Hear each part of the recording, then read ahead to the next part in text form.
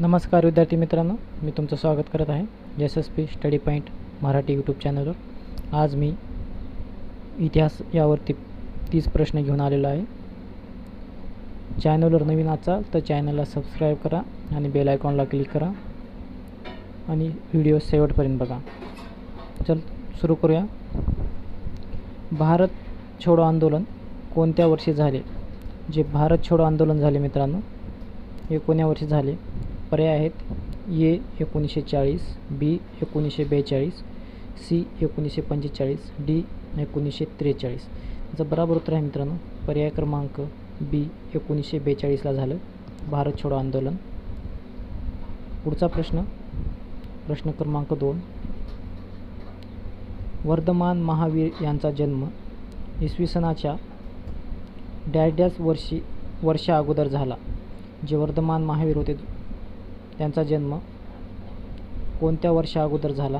पर्याय आहेत: ए 520, बी 500, C 599, D 610.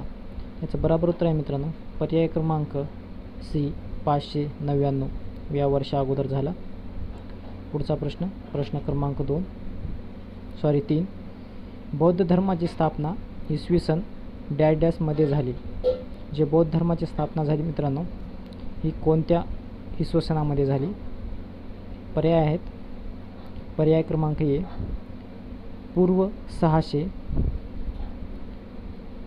पर्याय क्रमांक बी पूर्ण 600, पर्याय क्रमांक सी पूर्व 750, पर्याय क्रमांक डी पूर्ण 750. याचं बरोबर उत्तर आहे मित्रांनो पर्याय क्रमांक ए पूर्व 600. पुढचा प्रश्न क्रमांक 4. ताम्रपट म्हणजे पत्रावर कोरलेले लेख. जे ताम्रपट आहे मित्रांनो, पत्रावर कोरलेले लेख. पर्याय आहेत: सोन्याच्या, चांदीच्या, काश्याच्या, तांब्याच्या. जे ताम्रपट आहे मित्रांनो, हे कशाच्या पत्रावर कोरलेले आहे? याचं बरोबर उत्तर आहे पर्याय क्रमांक डी तांब्याच्या. हे ताम्रपट आहे मित्रांनो, तांब्याच्या पत्रावर कोरलेले लेख आहे. पुढचा प्रश्न क्रमांक 5. प्राचीन इजिप्तमधील लोक लेखनासाठी जो कागद वापरतात त्याला कोणते नाव आहे?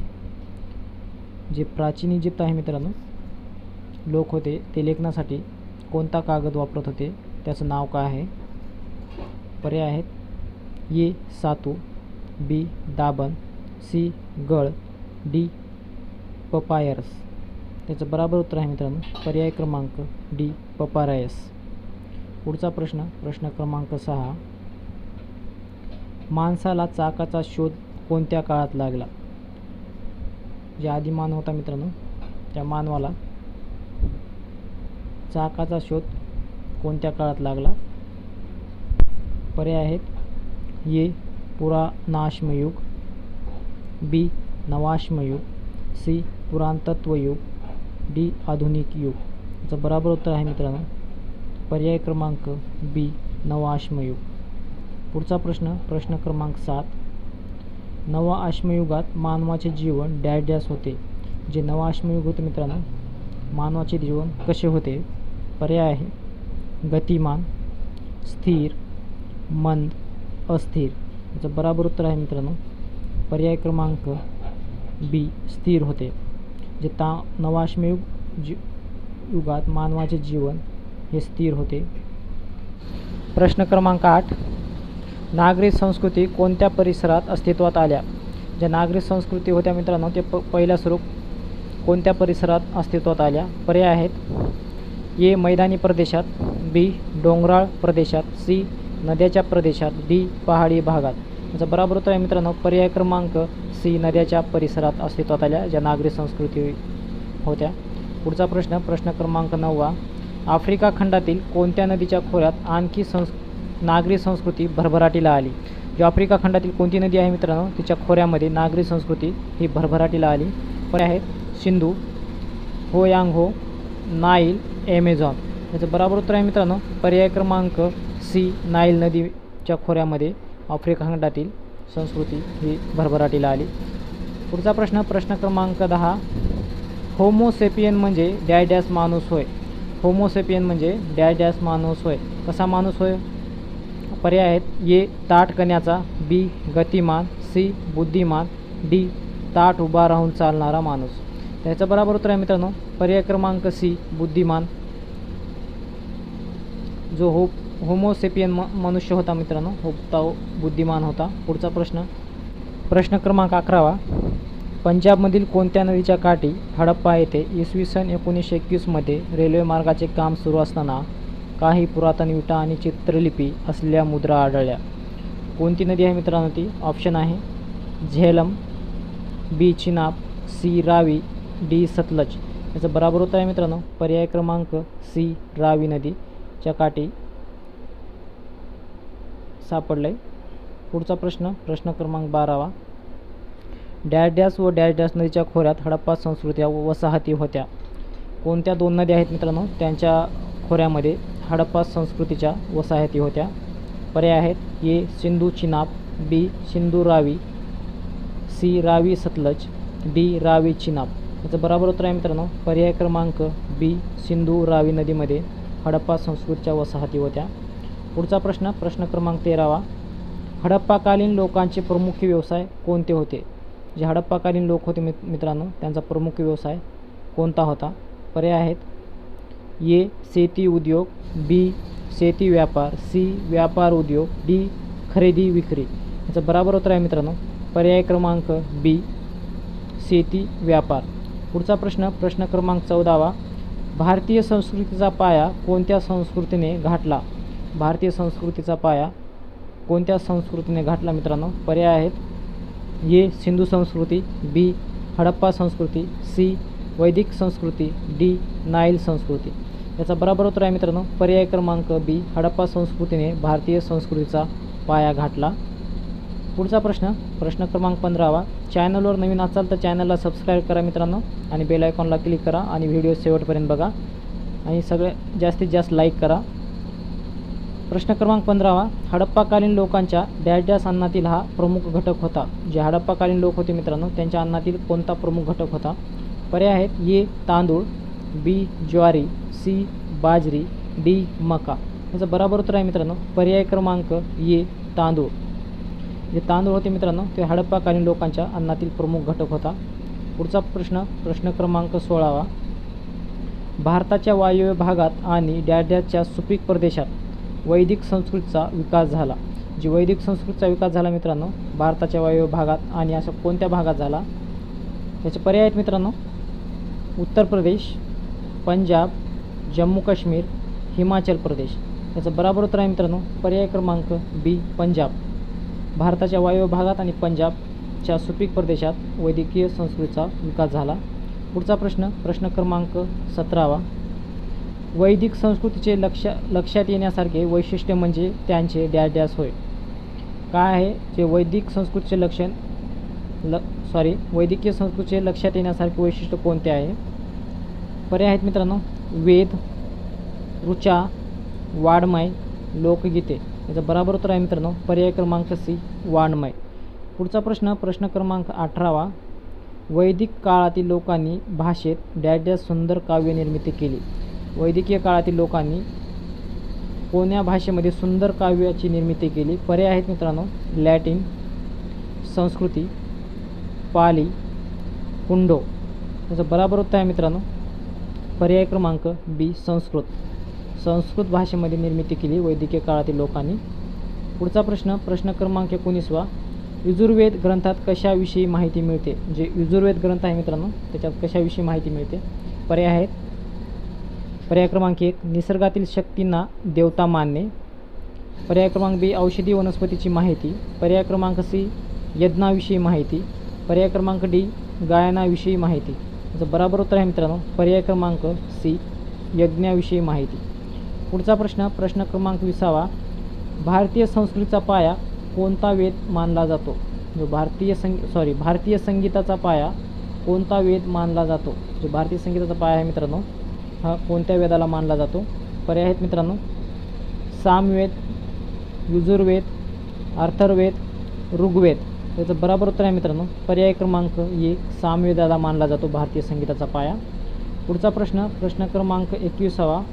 औषधी वनस्पतीची माहिती कोणत्या वेदात दिली आहे? जी औषधी वनस्पतीची माहिती असा कोणता वेद आहे त्यामध्ये दिलेली आहे. पर्याय आहेत ऋग्वेद, यजुर्वेद, सामवेद, अथर्ववेद. त्याचं बरोबर उत्तर आहे मित्रांनो पर्याय क्रमांक डी अथर्ववेदमध्ये. पुढचा प्रश्न प्रश्न क्रमांक 22. उपनिषद म्हणजे काय? उपनिषद म्हणजे काय? पर्याय आहेत मित्रांनो पर्याय क्रमांक ए अरण्यात जाऊन रचलेले ग्रंथ, काव्याचे तालासुरात गायन करणे. पर्याय क्रमांक सी यज्ञाविषयी माहिती मिळवणे. पर्याय क्रमांक डी गुरुजी जवळ बसून मिळवलेले ज्ञान. याचं बरोबर उत्तर आहे मित्रांनो पर्याय क्रमांक डी गुरुजवळ बसून मिळवलेले ज्ञान. याचं बरोबर उत्तर आहे उपनिषद म्हणजे गुरुजवळ बसून मिळवलेले ज्ञान होय. पुढचा प्रश्न प्रश्न क्रमांक 23. जन्मापासून मृत्यूपर्यंत व्यक्तीच्या आयुष्याची केलेली आखणी म्हणजे काय होय? जन्मापासून मृत्यूपर्यंत व्यक्तीच्या जीवनाची केलेली आखणी म्हणजे काय होय? पर्याय आहेत मित्रांनो आश्रम व्यवस्था, ब्रह्मचार्य आश्रम, गृहस्थाश्रम, अज्ञातवास. याचं बरोबर उत्तर आहे मित्रांनो पर्याय क्रमांक ए आश्रम अवस्था. पुढचा प्रश्न प्रश्न क्रमांक 24. आयुष्याच्या पहिल्या भागात व्यक्तीने अभ्यास करून विद्या संपादन करण्याची असते त्या काळास डॅश असे म्हणतात. काय म्हणतात मित्रांनो? पर्याय आहेत पर्याय क्रमांक 1 ब्रह्मचार्य आश्रम, गृहस्थाश्रय, वानरप्रस्थाश्रय, आश्रम व्यवस्था. याचं बरोबर उत्तर आहे मित्रांनो पर्याय क्रमांक ए ब्रह्मचार्य आश्रय. ब्रह्मचार्य आश्रय. पुढचा प्रश्न प्रश्न क्रमांक 25. विवाह करून संसार करण्याच्या काळात डॅश असे म्हणतात. विवाह करून संसार करण्याच्या काळात काय म्हणतात? पर्याय आहेत मित्रांनो पर्याय क्रमांक 1 पर्याय क्रमांक 1 गृहस्थाश्रम, ब्रह्मचार्य आश्रम, वानराश्रम, आश्रम व्यवस्था. जर बरोबर उत्तर आहे मित्रांनो पर्याय क्रमांक ए गृहस्थाश्रम. पर्याय क्रमांक ए गृहस्थाश्रम. पुढचा प्रश्न प्रश्न क्रमांक 26. धर्माची तत्त्वे प्रकट करणाऱ्यास जैन धर्मास काय म्हणतात? धर्माची तत्त्वे प्रकट करणाऱ्यास जैन धर्मात काय म्हणतात? काय म्हणतात? ऑप्शन आहेत ए जीन, बी अष्टांग, सी परिग्रह, डी तीर्थकर. याचं बरोबर उत्तर आहे मित्रांनो पर्याय क्रमांक डी तीर्थकर म्हणतात जे धर्माची तत्त्वे प्रकट करतात जैन धर्मामध्ये. पुढचा प्रश्न प्रश्न क्रमांक 27. महावीर वर्धमान यांचा जन्म बिहार राज्यात कोठे झाला? जे महावीर धर्ममान होते मित्रांनो त्याचा जन्म बिहार राज्यात कोणत्या ठिकाणी झाला?